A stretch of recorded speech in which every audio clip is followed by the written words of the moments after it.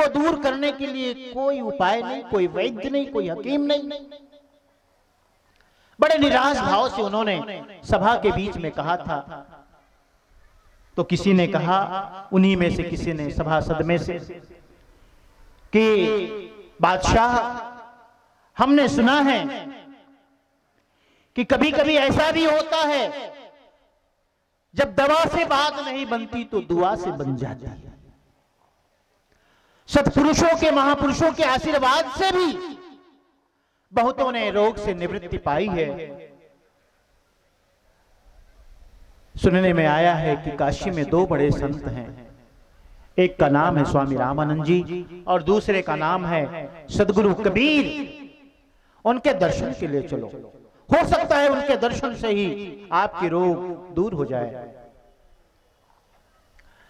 दूसरे ही दिन जाने की तैयारी ही हुई। दिल्ली का बादशाह था, काशी पधारे। काशी में उनके पास उनका ही शाही महल था, वहां निवास के रात्रि में। और दूसरे दिन सुबह से ही पंचगंगा घाट की तरफ निकल गए। ज्यादा लोगों को लेकर के गए नहीं, थोड़े लोगों को है? फिर भी राजा हैं तो राजा हैं, इसलिए उनका थोड़ा भी बहुत होता है भाई, बहुत होता है। 10, 20, 50, 100 लोग रहे होंगे। स्वामी रामानंद जी के आश्रम में गए, कुटिया में गए, उन्होंने आने का प्रयोजन बताया, परिचय बताया। स्वामी जी उस समय ध्यानस्थ थे, उन्होंने मिलने से मना कर दिया, क्योंकि उनका नियम था, जो शूद्र है, जो म्लेच्छ है, उनसे मैं मिल नहीं सकता, उनका दर्शन पाप है। इसलिए उन्होंने मिलने से मना कर दिया। सिकंदर को तो एक बार क्रोध भी आया, लेकिन सोचा क्रोध करना ठीक नहीं है। हाँ, निराश होकर कि चलो ठीक है, हम आए आपके पास, लेकिन यदि आप हमसे मिलने से मना करते हो तो कोई बात नहीं। फिर दूसरे संत, मैंने हमारे सदगुरु, उनके बारे में पूछताछ हुई। भाई स्वामी रामानंद जी तो नहीं मिले, लेकिन एक दूसरे और संत हैं, वे कहां हैं, उनसे मिलना चाहते हैं। सदगुरु कबीर साहब के पास संत गए और बताए कि आपसे कोई मिलने के लिए आए हैं, साहेब आए मिलने के लिए। सिकंदर बादशाह साहब के चरणों में गिर पड़े। साहब ने उसके हाथ पर सर रखा, सर में, और सिर में हाथ रखते ही उनका जलन रोग शांत हो गया। जलन रोग शांत हो गया। सिकंदर एक अलग अनुभव किया, अरे कुछ तो हुआ है। साहब के हाथों का स्पर्श कर, कमलों का स्पर्श ऐसा कि उसका जलन रोग ठीक हो गया। अपने आप को उसने कुछ नवीनता का अनुभव किया कि कुछ नया हो सा, मैं तो ठीक हो गया। बार बार उन्होंने वंदना की, चरणों में गिर पड़े। सदगुरु बड़ी दया की, आपने कृपा की, मेरा काशी आना सफल हो गया प्रभु। मैं तो बड़ा निराश होकर जा रहा था, लौट रहा था।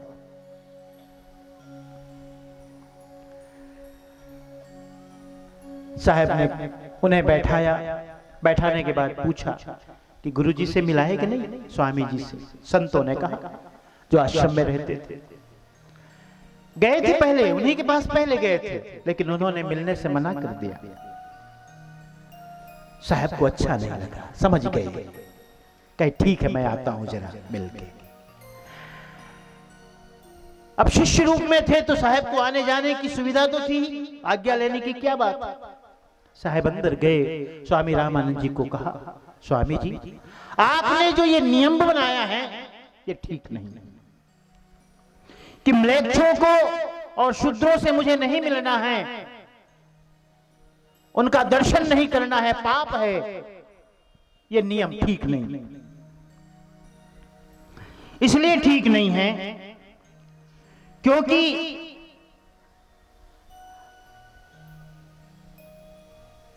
आपके दर्शन से आपको कोई पाप नहीं लगेगा।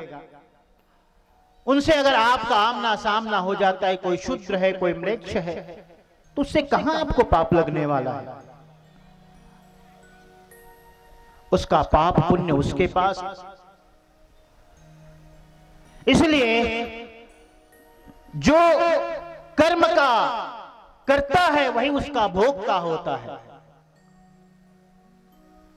किसी के ऊपर दृष्टिपात होने मात्र से, किसी को धर्मोपदेश करने मात्र से पाप नहीं लगता। आप दर्शन दें, इस भ्रांति को दूर करें। स्वामी रामानंद जी को बहुत प्रकार से साहब निवेदन करते हैं, विनय करते हैं, क्योंकि बड़े योग्य शिष्य थे सदगुरु, इसलिए साहब की बात को जल्दी टालते नहीं थे, एक तरह से पूरा भरोसा करते थे, क्योंकि उन्हें साहब पर पूरा भरोसा था कि कबीर जी यदि कह रहे हैं, उनके लिए तो कबीर जी है ना, स्वामी रामानंद जी के लिए यदि कबीर जी कह रहे हैं तो सच ही कह रहे हैं। फिर उन्होंने उसी दिन से इस नियम को भंग किया और सबको दर्शन देने लगे, सबको शिष्य बनाने लगे। उसी का परिणाम है कि उन्होंने रविदास जी को भी बाद में शिष्य किया। हाँ,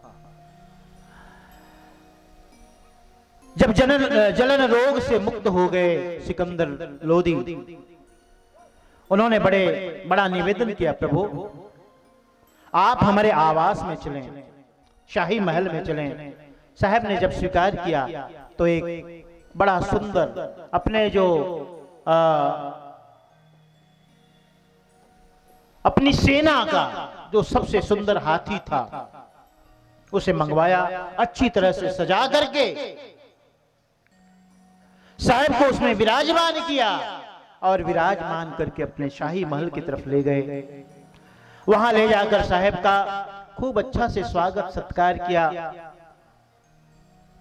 चांदी के सिंहासन पर उसे विराजमान किया, चरण पखारे, चरण धोए, आरती उतारी और हाथ जोड़ करके बिल्कुल शिष्य की भांति बैठे। और आपको पता है, आपको बताऊं कि सिकंदर लोदी का जो गुरु था उसका नाम क्या था? शेख तकी। शेख तकी। जब हाथ जोड़ करके साहेब के समक्ष, साहेब सिंहासन पर विराजमान हैं और सिकंदर लोदी, सिकंदर बादशाह हाथ जोड़े उनके समक्ष बैठे हैं, शेख तकी को यह दृश्य अच्छा नहीं लगा, क्योंकि वो गुरु थे। मन ही मन उसने सोचा कि सिकंदर लोदी आज तक मुझे कभी भी सिंहासन पर, चांदी के सिंहासन पर विराजमान नहीं किया, और देखो आज कबीर को, यही शब्द था उनका, कबीर को सिंहासन पर बैठा करके स्वयं नतमस्तक है। बस यहीं से उसकी ईर्ष्या, उसकी घृणा, उसकी घृणा अंकुरन लेने लगी, और वही अंकुरन जब वृक्ष बना तो 52 कसनी के रूप में प्रकट हुआ। किसी तरह सह तो गया। सहने के बाद साहब वहां 1 दिन 2 दिन रहे, 2 दिन 4 दिन रहे। इस बीच उनका खूब स्वागत सत्कार हुआ, और इसलिए भी हुआ कि सिकंदर लोदी इस बात को जानते थे कि मेरे जीवन में सदगुरु का बहुत बड़ा उपकार है। जिस रोग को कोई दूर न कर सका उसे सदगुरु ने मात्र हाथ के स्पर्श से दूर कर दिया। ये तो कोई सिद्ध महापुरुष है। सदगुरु की घोषणा भी थी कि मैं ही परमात्मा हूं, मैं ही खुदा हूं। तो शेख तकी कि ईर्ष्या का भाव और बढ़ने लगा, नित बढ़ने लगा, क्योंकि साहेब के सत्कार को, सेवा को देख करके उसके मन में जलन होने लगी कि बादशाह ने तो कभी मेरा इतना मान सम्मान नहीं किया, लेकिन कबीर का इतना मान सम्मान, इस मान सम्मान को कैसे घटाया जाए। शिकायत की, बादशाह ये जो कबीर है ना, कबीर ये अपने आप को खुदा कहता है, और इस्लाम में स्वयं को कोई अपने आप को खुदा कहे ये बहुत बड़ा पाप है, अपराध है, बहुत गलत है। ये तो हमारे धर्म की अवहेलना है, और ये अपने आप को खुदा कहते हैं, तो इसकी परीक्षा ली जाए। बादशाह भी क्योंकि शेख तकी के शिष्य थे, वो उनका पीर था, उनकी बातों में आ गए और कहते, बादशाह ने उसी समय कहा कि साहब आप अपने आप को खुदा कहते हैं तो हम इसकी परीक्षा लेते हैं। उसी समय तुरंत उन्होंने सभा के मध्य एक गाय मंगवाई, उसका कत्ल किया गया और कहा कि इसे फिर से जीवित करो। सदगुरु कबीर साहब सामने उन्होंने देखा कि गाय है और उसे कत्ल कर दिया गया है। उन्होंने कहा, हे गौ माता, कबीर के नाम से सजीवन हो जाओ। यह कहते ही कहते वह गाय उठ करके बैठ गई और सदगुरु कबीर साहब के चरणों को चाटने लगी। सदगुरु कबीर साहब के चरणों को चाटने लगी, मानो उनकी वही चाटना ही बंदगी बन गई, साहब को बंदगी करने लगी।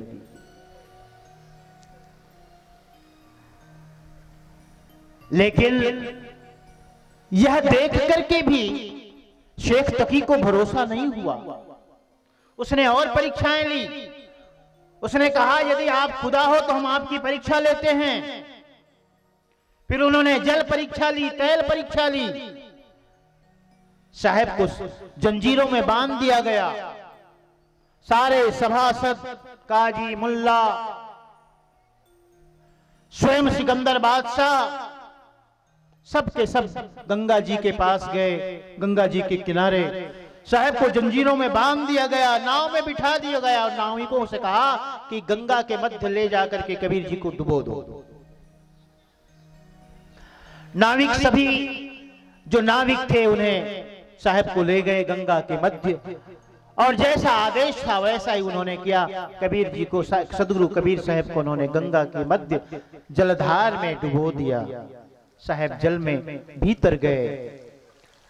लेकिन आप याद रखो, ऐसा नहीं कि सब साहब से जलने ही वाले थे। काशी साहब की, देखो भाई आराम से ना,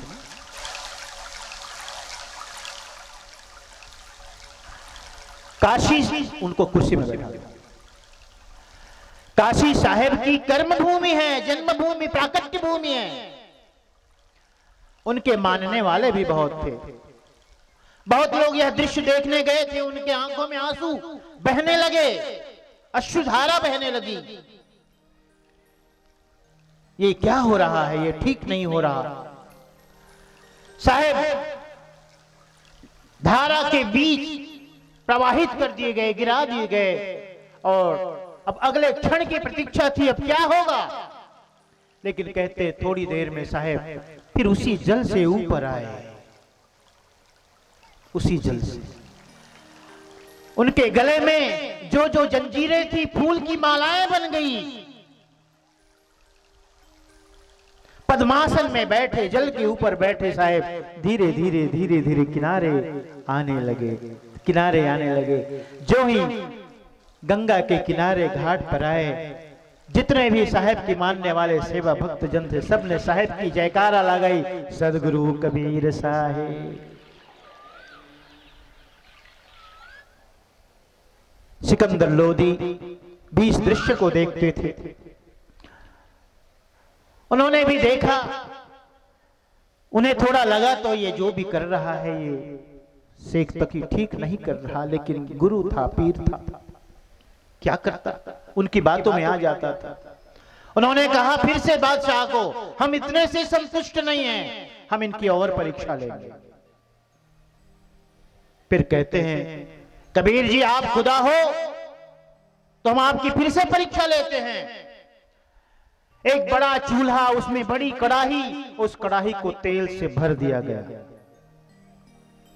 नीचे आग लगा दी गई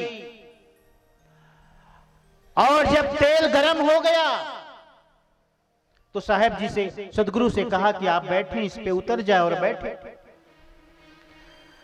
साहब निकट गए कड़ाही के, उन्होंने अपने पहले कदम रखे, अपने चरण कमल रखे, फिर दूसरे रखे और उस वहां भी उन्होंने पद्मासन लगा करके बैठ गए। तेल खोल रहा है और साहब वहां पद्मासन लगाए ध्यानस्थ है। खौलता उबलता तेल भी उसका बाल, साहब का बाल बांका ना कर पाए। तो शेख तकी कहते हैं बादशाह, अरे ये जो कबीर है ना, कबीर ये जंत्र मंत्र के जानने वाले हैं, लगता है मंत्र के प्रभाव से इन्होंने तेल को बांध दिया, इसीलिए पानी हो गया, ठंडा हो गया। हाँ, तो जब यह सुनाया तो सिकंदर लोदी ने सोचा देखूं जरा, जांच करूं। जांच करने के लिए आते थे, साहब ने जान लिया, उन्होंने मना किया, बादशाह रुक जाओ, ऐसा ना करो। तब तक कहते हैं सिकंदर लोदी ने अपनी एक अंगुली डुबाई दी और डुबाते ही वो अंगुली में जल गई और फफोले आ गए। साहब बाहर निकले, उनके हाथों को स्पर्श किया, वो फफोले भी दूर कर दिए। तीसरी परीक्षा भी ले ली गई। उसके बाद एक दिन सदगुरु कबीर साहब सिकंदर लोदी से कहते हैं बादशाह से, बहुत दिन हो गए, गुरु से मिलन नहीं हुआ, संतों से मिलन नहीं हुआ, मैं जरा आश्रम होके आता हूं। और इस बीच में सत्संग भजन भी होने लगा, दरबार लगने लगा। बादशाह ने कहा प्रभु जा रहे हैं, जरूर आना जरूर, लेकिन क्योंकि हमारा मन गदगद है, प्रसन्न है आपके दर्शन से, आपके प्रवचन से, आप आना जरूर। साहब गए एक दिन 2 दिन के लिए, स्वामी रामानंद जी से मिले, संतों से मिले, उसके बाद फिर से आए। फिर से आने के बाद सिकंदर बादशाह ने साहब से विनय किया, साहब अच्छा हो आप हमारे साथ दिल्ली प्रस्थान करें, दिल्ली में भी आप कुछ दिन रहें और दिल्ली में रहने वालों को भी आप सत्संग भजन सुनाएं, उपदेश करें, आपका सानिध्य मिले, ऐसी हमारी भावना है। साहब ने कहा आपकी यदि भावना है तो हम चलने को तैयार हैं। और दूसरे दिन चलने की तैयारी होती है, सबके सब अब पूरे दल बल के साथ सिकंदर बादशाह दिल्ली के लिए कूच करते हैं, प्रस्थान करते हैं। तो सबसे पहला पड़ाव कहां आता है जानते हो? जो सबसे पहला पड़ाव पड़ता है वो प्रयाग। प्रयाग में पहला पड़ाव डालते हैं। प्रयाग के निकट में पड़ाव डाले हुए हैं, सब लोग नहा धो करके भोजन वोजन की तैयारी हो रही है। अब देखो शेख तकी के अंदर ईर्ष्या का भाव है, जलन का, और जलन का भाव ये कि मैं बादशाह का पीर गुरु हूं, लेकिन मुझे बादशाह ने कभी इतना मान सम्मान नहीं दिया। और यदि ये कबीर जी यहां रहे तो ऐसा भी हो सकता है मेरा बादशाह के दरबार में कोई कदर ही न रह जाए, बिल्कुल भी कदर न रह जाए, और ये मेरे लिए मरण तुल्य होगा यह अपमान। यह सोचकर कोई न कोई युक्ति, कोई न कोई उपाय सोचते रहते थे। जैसे ईर्ष्यालु व्यक्ति होता है, गिराने के लिए कुछ न कुछ सोचता ही रहता है, कैसे इसको गिराऊं, कैसे इसे परेशान करूं। कहते हैं उसी समय पश्चिम दिशा से, क्योंकि गंगा पश्चिम से पूरब की ओर बहती है, पश्चिम दिशा से एक लाश बहती हुई आती थी। शेख तकी ने सोचा ये भी एक अवसर है।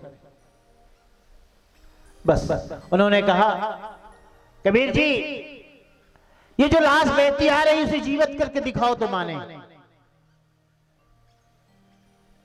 साहब ने कहा, अरे भाई मेरी परीक्षा लेते रहोगे?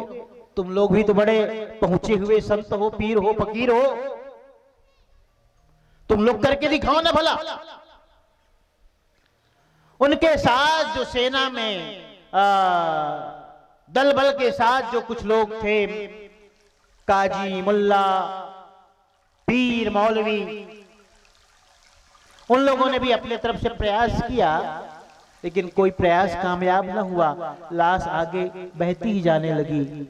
फिर अंत में सिकंदर बादशाह ने कहा, भगवान आप ही करो, आप ही कुछ करो। साहब ने कहा, हे निर्जीव शरीर वापस आओ।